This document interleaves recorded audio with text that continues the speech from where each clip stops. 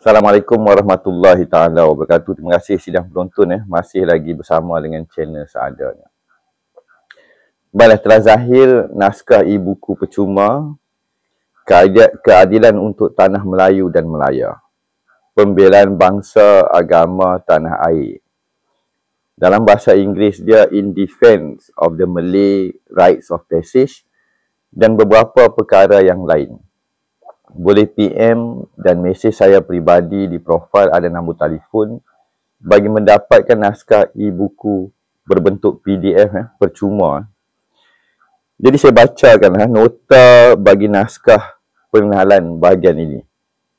Jadi naskah ini, naskah percuma, ianya bakal dikeluarkan dan telah pun dikeluarkan fasa pertama ini, naskah pertama ini, secara berkala di dalam siri-siri yang merujuk kepada tajuk utama seperti tertera di dalam pembuka kata di bawah dan tajuk utama.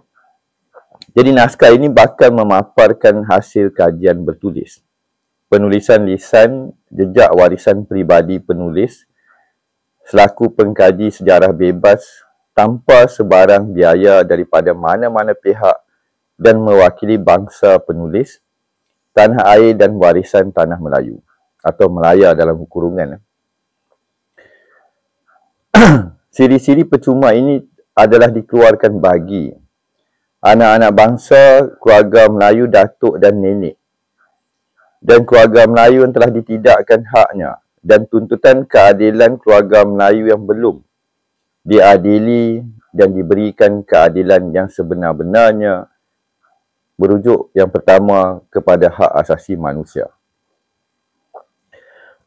Bangsa Melayu kena mula berfikir, bertindak dan menyelamatkan serta mengembalikan akan sejarah, khazanah serta warisan datuk nenek dan leluhur kita yang telah wujud sejak ribuan tahun.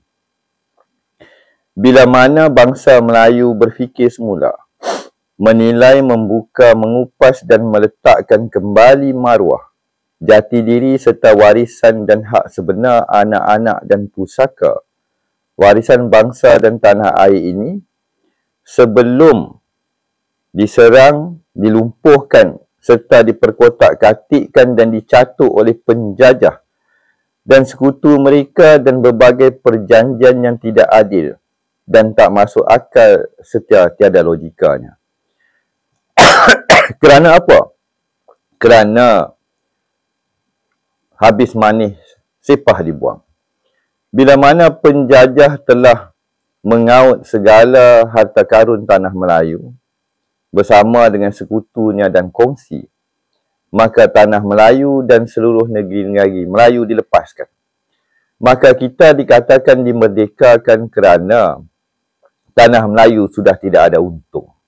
Ketika untung, mereka menjadi residen, penasihat dan pentadbir. Sebagai bangsa yang mempunyai sejarah yang langka dan tua, ambil dan cuba fahami, fikir dan kupas perkataan tua tadi yang ada di dalam kitab-kitab dan bahasa termasuk agama yang tua di muka bumi. Sudah semestinya kita tidak boleh tertakluk dan sujud dan akur akan sebuah sistem baharu, hasil penjajahan dan kita masih terantai serta dibelenggu. Dan ikatan yang menghancurkan jati diri bangsa serta amanah dan wasiatnya serta kedudukannya Melayu serta tanah air ini sejak berkurun lamanya.